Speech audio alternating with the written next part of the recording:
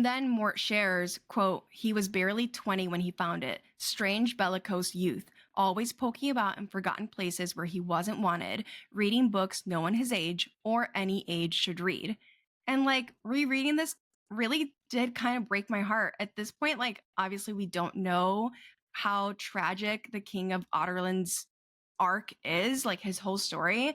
But the fact that he was 20, like he was so young when he started going down this path.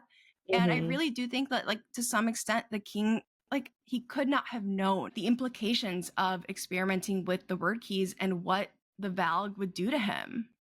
Hmm.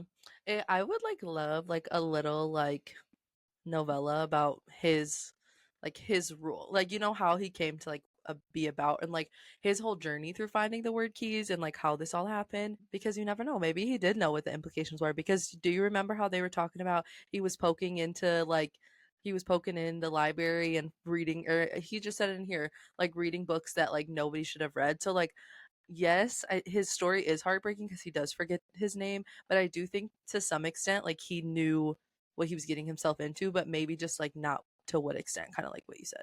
But he was just young and like wanted power, power hungry, and he took the path that literally destroyed him and his soul. So it kind of like help poses the question: is the want for power destructive all on its own? Yeah, and it really does make me flash to when the king says, like, "Have you come to save me at last, Aelin Galathinius?" Because yeah, I think to some extent maybe he did know like Mm, what this would all lead to, and that he was Valg possessed. But that question that he asks her, like, "Have you come to save me at last?" It really does mm, feel like maybe he didn't know what he was getting himself into. And I also think that this whole section here where Mort like says like he's always reading books and poking into places, like he was a reader just like Dorian. And it does make me like kind of sad. And it makes me wonder mm. how many more similarities they could have shared if the king had been like actually himself, you know?